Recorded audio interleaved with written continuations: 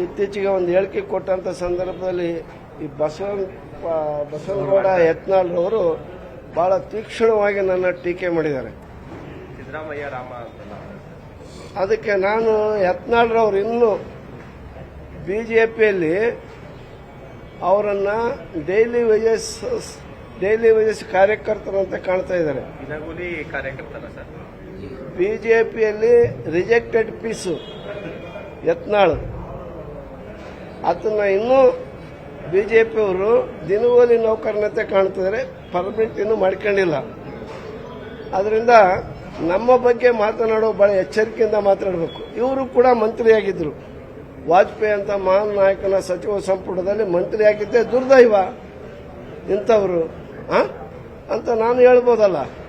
ಅದರಿಂದ ನಾನು ಹೇಳಿದ್ದೇನು ಹೇಳಿದ್ರೆ, ನಾನು ಹಿಂದೂ ವಿರೋಧಿ ಅಂತ ಹೇಳಿಲ್ಲ, ರಾಮನ ವಿರೋಧಿ ಅಂತ ಹೇಳಿಲ್ಲ, ರಾಮನ ಭಕ್ತಯ್ಯ ಅಂತ ಹೇಳಿದ್ದೀನಿ, ರಾಮ ನಮ್ಮ ಎಲ್ಲ ಹೃದಯದಲ್ಲಿ ಅದೀನಿ ಅಂತ ಹೇಳಿದ್ದೀನಿ. ಅದನ್ನು ಬಿಟ್ಟು ಹಿಂದೂ ವಿರೋಧಿ ಗೊತ್ತಿಲ್ಲ ಇಂಥವ್ರು ಮಂತ್ರಿ ಆಗಿದ್ದೇ ಇದೆ. ನಾನು ಮಂತ್ರಿಯಾಗಿ ಅನೇಕ ಸುಧಾರಣೆಯ ಕಾರ್ಯಕ್ರಮ ಮಾಡಿ ಇಡೀ ರಾಜ್ಯದಲ್ಲಿ ಒಬ್ಬ ಪ್ರಭಾವಿ ನಾಯಕನಾಗಿದ್ದೀನಿ. ಈತನ ಏನ್ ಮಾಡಿದ, ಕೇಂದ್ರದಲ್ಲಿ ಮಂತ್ರಿಯಾಗಿ ಏನೂ ಮಾಡಿಲ್ಲ, ಈ ರಾಜ್ಯದಲ್ಲಿ ಮಂತ್ರಿ ಆಗಲಿಕ್ಕೆ ಆಗಲಿಲ್ಲ. ಆದ್ರೆ ಇನ್ನೊಬ್ಬರ ಬಗ್ಗೆ ಮಾತನಾಡುವಾಗ ಎಚ್ಚರಿಕೆಯಿಂದ ಮಾತಾಡಬೇಕು ಅಂತೇಳಿ ಎಚ್ಚರಿಸ್ತಾ ಇದ್ದೀನಿ. ಇತ್ತೀಚೆಗೆ ಒಂದು ಹೇಳಿಕೆ ಕೊಟ್ಟಂತ ಸಂದರ್ಭದಲ್ಲಿ ಈ ಬಸವನಗೌಡ ಯತ್ನಾಳ್ರವರು ಬಹಳ ತೀಕ್ಷ್ಣವಾಗಿ ನನ್ನ ಟೀಕೆ ಮಾಡಿದ್ದಾರೆ. ಸಿದ್ದರಾಮಯ್ಯ ರಾಮ ಅಂತಲ್ಲ, ಅದಕ್ಕೆ ನಾನು ಯತ್ನಾಳ್ರವರು ಇನ್ನೂ ಬಿಜೆಪಿಯಲ್ಲಿ ಅವರನ್ನ ಡೈಲಿ ವೇಜಸ್ ಕಾರ್ಯಕರ್ತರಂತೆ ಕಾಣ್ತಾ ಇದ್ದಾರೆ. ದಿನಗೂಲಿ ಕಾರ್ಯಕರ್ತರ ಸರ್, ಬಿಜೆಪಿಯಲ್ಲಿ ರಿಜೆಕ್ಟೆಡ್ ಪೀಸು ಯತ್ನಾಳ್, ಅದನ್ನ ಇನ್ನೂ ಬಿಜೆಪಿಯವರು ದಿನಗೂಲಿ ನೌಕರನಂತೆ ಕಾಣ್ತಿದ್ದಾರೆ, ಪರ್ಮನೆಂಟ್ ಇನ್ನೂ ಮಾಡ್ಕೊಂಡಿಲ್ಲ. ಅದರಿಂದ ನಮ್ಮ ಬಗ್ಗೆ ಮಾತನಾಡೋ ಬಹಳ ಎಚ್ಚರಿಕೆಯಿಂದ ಮಾತನಾಡಬೇಕು. ಇವರು ಕೂಡ ಮಂತ್ರಿಯಾಗಿದ್ದರು.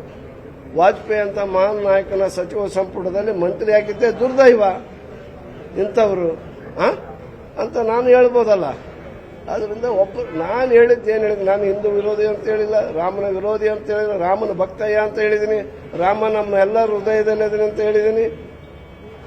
ಅದನ್ನು ಬಿಟ್ಟು ಹಿಂದೂ ವಿರೋಧಿ ಗೊತ್ತಿಲ್ಲ ಇಂಥವ್ರು ಮಂತ್ರಿ ಆಗಿದ್ದೇ ಇದೆ. ನಾನು ಮಂತ್ರಿಯಾಗಿ ಅನೇಕ ಸುಧಾರಣೆಯ ಕಾರ್ಯಕ್ರಮ ಮಾಡಿ ಇಡೀ ರಾಜ್ಯದಲ್ಲಿ ಒಬ್ಬ ಪ್ರಭಾವಿ ನಾಯಕನಾಗಿದ್ದೀನಿ.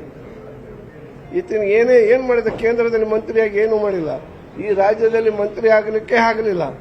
ಆದ್ರೆ ಇನ್ನೊಬ್ಬರ ಬಗ್ಗೆ ಮಾತನಾಡುವಾಗ ಎಚ್ಚರಿಕೆಯಿಂದ ಮಾತಾಡಬೇಕು ಅಂತೇಳಿ ಎಚ್ಚರಿಸ್ತಾ ಇದ್ದೀನಿ. ಕನ್ನಡಿಗರ ಮೆಚ್ಚಿನ ನಿಮ್ಮ ನ್ಯೂಸ್ 18 ಕನ್ನಡ ಈಗ ವಾಟ್ಸ್ಆಪ್ನಲ್ಲಿಯೂ ಲಭ್ಯ. ಕರ್ನಾಟಕ ಮತ್ತು ದೇಶ ವಿದೇಶದ 360 ಡಿಗ್ರಿ ಸುದ್ದಿ ವಿವರವನ್ನ ನೀವು ನಿಮ್ಮ ಕೈ ಬೆರಳುಗಳಲ್ಲಿಯೇ ಪಡೆಯೋದಿಕ್ಕೆ ಈ QR ಕೋಡ್ ಅನ್ನ ಸ್ಕ್ಯಾನ್ ಮಾಡಿ. ನಮ್ಮ ಚಾನೆಲ್ ಅನ್ನ ಫಾಲೋ ಮಾಡಿ, ನೋಟಿಫಿಕೇಶನ್ ಆನ್ ಮಾಡಿ.